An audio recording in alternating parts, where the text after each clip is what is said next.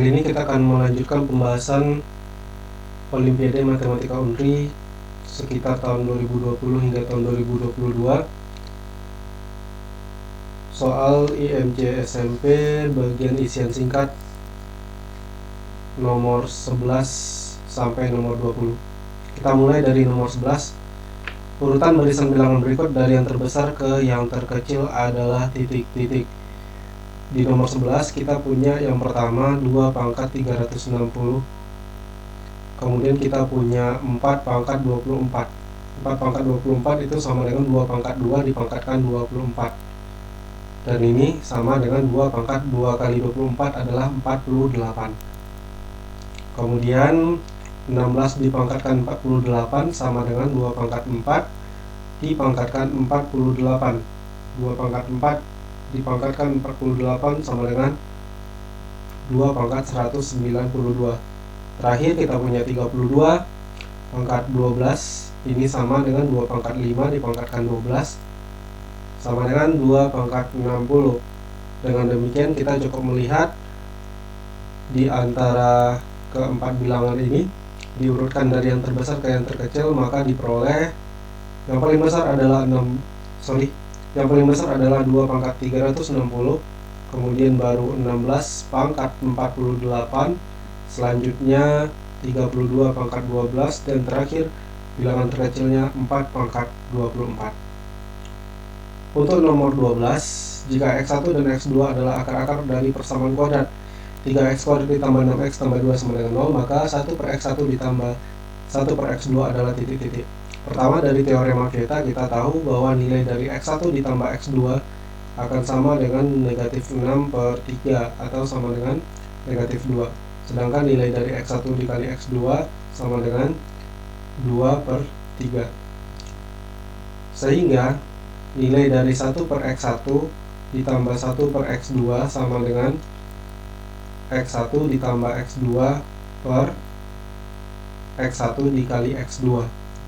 X1 ditambah X2 tadi adalah negatif 2, atau kita boleh saja menulis dengan min 6 per 3 per X1 dikali X2 nya adalah 2 per 3. Kemudian ini akan sama dengan negatif 6 per 2 sama dengan negatif 3. Jadi jawabannya untuk nomor 12 adalah negatif 3. Kita lanjut ke nomor 13. Nomor 13 ada 2 buah dadu dilambungkan bersamaan. Peluang muncul dadu mata dadu berjumlah 9 adalah titik-titik. Oke, karena ini ada 2 buah dadu yang dilambungkan bersamaan, maka logikanya kita pakai kaidah pencacahan. Di dadu pertama ada 6 angka yang mungkin muncul, dan di dadu kedua juga ada 6 angka yang mungkin muncul, sehingga ruang sampel untuk percobaan ini adalah 36. Sedangkan peluang muncul dadu berjumlah 9 adalah ketika dadu yang muncul itu adalah dadu 3 plus 6 misalnya, atau 4 plus 5, atau 5 plus 4, atau 6 plus 3. Jadi ada 4 kemungkinan yang menghasilkan jumlah 9. Dengan demikian maka peluangnya akan sama dengan 4 per 36 sama dengan 1 per 9. Itu untuk soal nomor 13. Kita lanjut ke soal nomor 14. Soal nomor 14, jumlah umur Andi, Ardi, dan Aldo sekarang adalah 69 tahun. Setelah 3 tahun, kemudian perbandingan umur mereka adalah 7 banding 9 banding 10. Pertanyaannya adalah umur Aldo saat ini adalah titik-titik. Baik. Jadi, misalkan umur mereka sekarang, untuk Andi umurnya katakanlah X, kemudian Ardi sama dengan Y, kemudian Aldo sama dengan Z. Maka kemudian kita punya X plus Y plus Z sama dengan 69. Sedangkan setelah 3 tahun, artinya 3 tahun dari sekarang, setelah sekarang, umur Andi ini akan sama dengan X tambah 3. Umur Ardi akan sama dengan Y tambah 3. Sedangkan umur Aldo akan sama dengan Z tambah 3. Dan disebutkan di soal bahwa perbandingan ketiganya adalah 7 banding 9 banding 10. Nah, yang perlu diingat adalah jumlah umur mereka. Ini 3 tahun akan datang ya. Jadi jumlah umur mereka 3 tahun yang akan datang adalah sama dengan 69 ditambah 3 kali 3, karena setiap orang umurnya akan bertambah 3 tahun. 69 ditambah 9 sama dengan 78 tahun. Nah, jumlah perbandingan umur mereka 3 tahun yang mendatang itu kan 7 tambah 9 tambah 10 adalah 26 ya. Maka di sini kita bisa menghitung umur Aldo 3 tahun mendatang itu sama dengan 10 per 26 dikali 78, diperoleh hasil sama dengan 30. Jadi umur Aldo 3 tahun yang akan mendatang adalah 30. Sehingga pertanyaannya umur Aldo sekarang sama dengan 27 tahun. Kita ke soal nomor 15. Nomor 15, jika 1/4 ditambah 1/9 ditambah 1/16 ditambah 1/25 dan seterusnya sama dengan A, maka nilai dari 1/9 ditambah 1/25 ditambah 1/49 ditambah dan seterusnya sama dengan titik-titik. Nah, dari soal ini jelas ini sama dengan A, maka 1/9 ditambah 1/25 ditambah 1/49 itu akan sama dengan A dikurang 1/4, karena 1/4 nya hilang ya, kemudian dikurang 1/16, kemudian dikurang, kalau dilanjutkan ini akan dikurang 1/36, kemudian dikurang 1/64 dan seterusnya sama dengan A dikurang 1/4 ditambah 1/16 ditambah 1/36 ditambah 1/64 ditambah dan seterusnya sama dengan A dikurang 1/4 dikali 1 ditambah 1/4 ditambah 1/9 ditambah 1/16 ditambah dan seterusnya. Dan ini sama dengan A dikurang 1/4 dikali 1 ditambah, nah bentuk ini tak lain sama dengan A ya.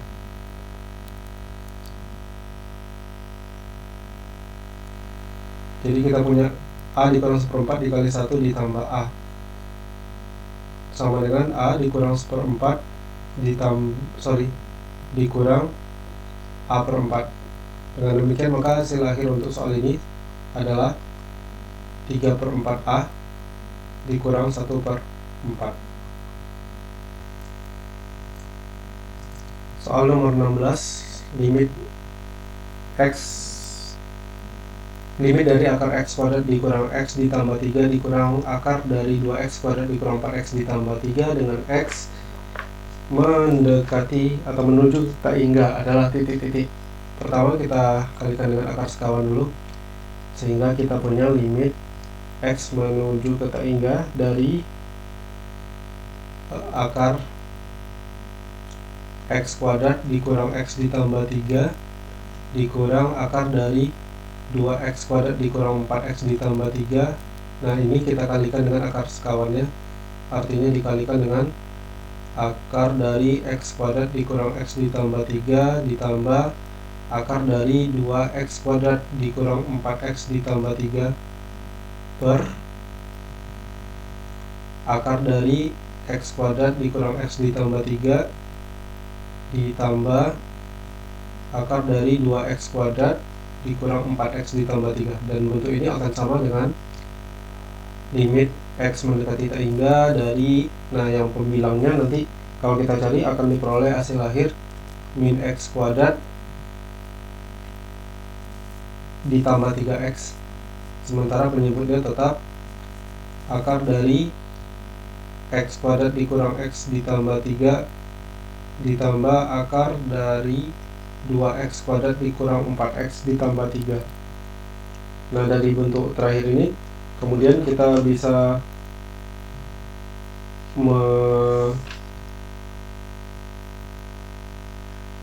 membagi ini ya, kedua ruas pembilang dan penyebutnya, atau kita kali lah, lebih tepatnya kita kali dengan 1 per x kuadrat. Jadi kita punya limit min 1 ditambah 3 per x per,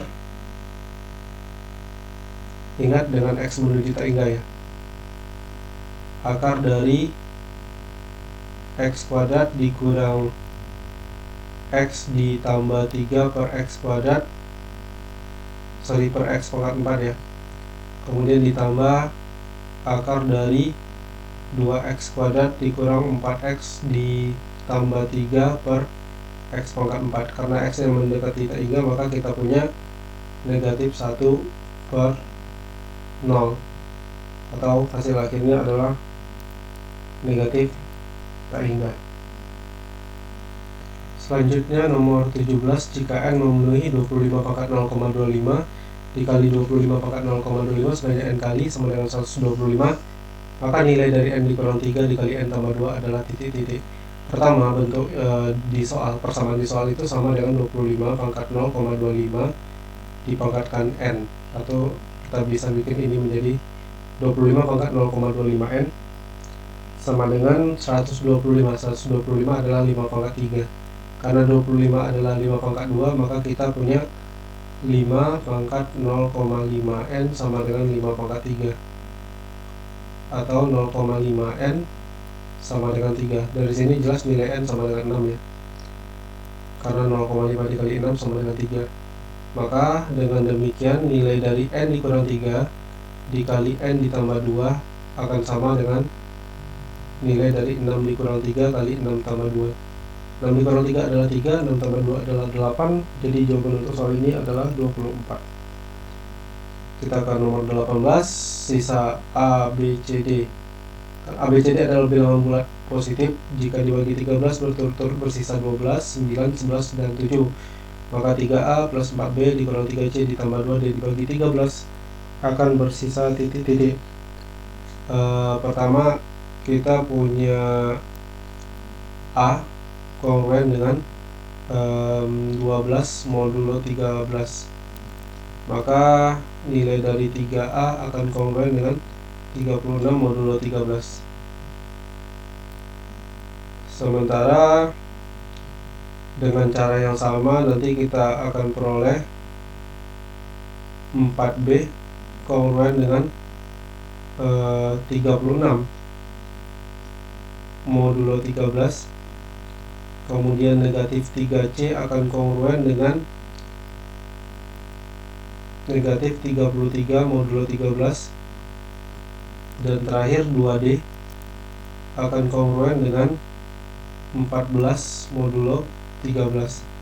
Tinggal kita jumlahkan semuanya. Kita punya 3A plus 4B dikurang 3C ditambah 2D akan kongruen dengan sebentar dihitung dulu. 36 dikurang 33 adalah 3. 3 tambah 12, 15. 15 ditambah 36, 51 ditambah 14, 65. Kalau tidak ada terjadi kesalahan penghitungan.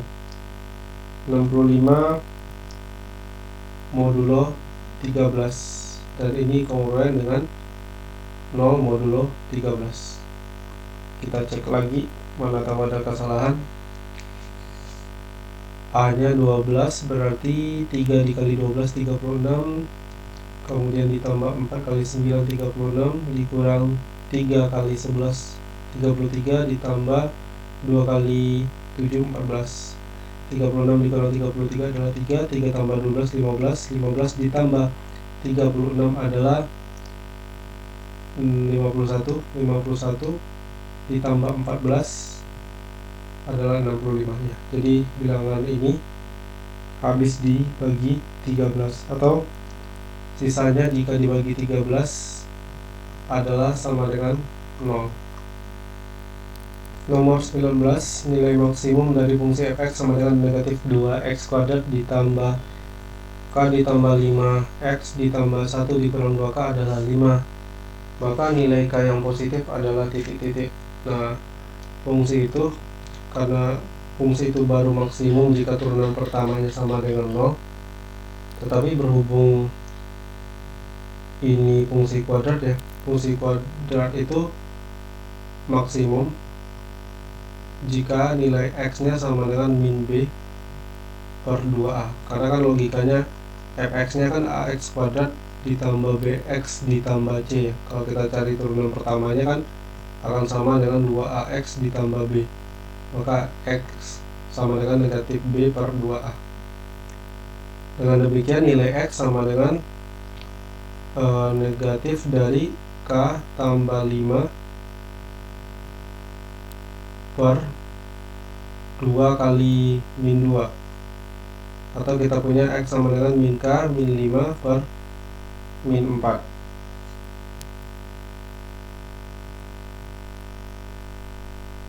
Nilai ini yang kemudian kita substitusikan ya ke persamaan di soal. Jadi f min k min 5 per 4 itu bisa juga kita ubah jadi k ditambah 5 per 4 ya.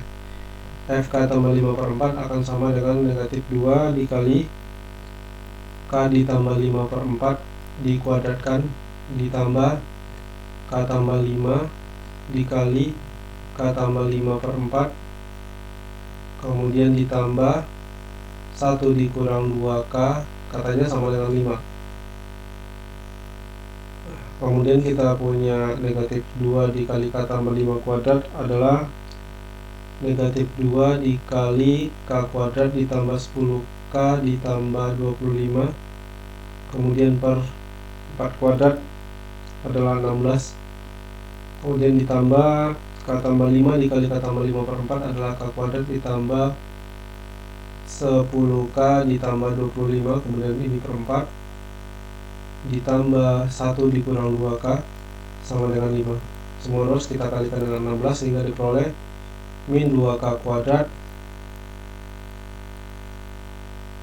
dikurang 20k dikurang 50, kemudian ditambah 4k kuadrat ditambah 40k ditambah 100, kemudian ditambah 16 dikurang 32k sama dengan 80. Tinggal kita susun persamaannya, persamaan kuadratnya. Kita punya 4k kuadrat dikurang 2k kuadrat adalah 2k kuadrat, kemudian dikurang 20 ditambah 40, berarti kita punya plus 20 dikurang 32, berarti kita punya min 12k. Lalu min 50 ditambah 100 adalah 50, 50 ditambah 16 adalah 66, kemudian dikurang 80, kita punya 2k kuadrat dikurang 12k dikurang 14 sama dengan 0, atau k kuadrat dikurang 6k dikurang 7 sama dengan 0. Dari sini kita punya k dikurang 7 dikali k ditambah 1 sama dengan 0. Kita punya k sama dengan 7 atau k sama dengan negatif 1. Karena yang diminta adalah nilai k yang positif, maka nilai k sama dengan 7. Jadi jawabannya k sama dengan 7. Kita ke soal terakhir, soal nomor 20. Diketahui log x sama dengan 9 dan log y sama dengan 15. Kita tulis terlebih dahulu. Log x sama dengan 9 dan log y sama dengan 15. Yang ditanya adalah nilai dari log akar x akar y akar x akar y dan seterusnya.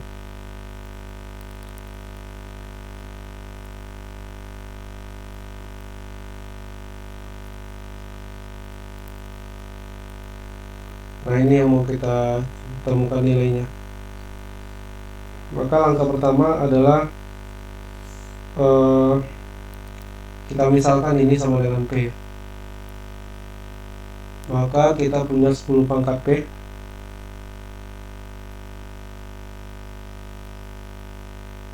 sama dengan akar dari X, akar Y, akar X, akar Y, dan seterusnya. Kalau kita kuadratkan, kita punya 10 pangkat 2P sama dengan X akar dari Y akar X akar Y, dan seterusnya. Kemudian kedua ruas ini kita kuadratkan lagi, sehingga nanti diperoleh 10 pangkat 4P sama dengan X kuadrat Y kuadrat akar X akar Y, dan seterusnya. Nah, sementara itu dari sini ya, ini bukan X kuadrat Y, tetapi X kuadrat, bukan X kuadrat Y kuadrat, tapi X kuadrat Y. Nah, dari sini kemudian kita tahu bahwa nilai dari ini kan sama dengan 10 pangkat P ya. Jadi 10 pangkat 4P sama dengan X kuadrat Y dikali 10 pangkat P. Kita punya 10 pangkat 3P, karena 10 kedua ruas dibagi dengan 10 pangkat P sama dengan X kuadrat Y. Lalu kita punya log 10 pangkat 3 pangkat P, 10 pangkat 3P sama dengan log X kuadrat Y. Bentuk terakhir bisa diubah menjadi 3P kali log 10 sama dengan log X kuadrat ditambah log Y. Karena log 10 adalah 1, berarti kita punya 3P sama dengan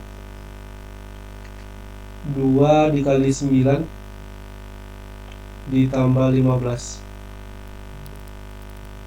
Atau kita punya 3P sama dengan 18 ditambah 15. Nilai 3P sama dengan 33. Dengan demikian, maka P sama dengan 11. Karena tadi yang kita misalkan dengan P adalah log akar dari X, akar dari Y, dan seterusnya, maka jawaban untuk soal ini adalah 11. Oke, sekian pembahasan soal kali ini. Terima kasih, sampai jumpa di pembahasan soal berikutnya.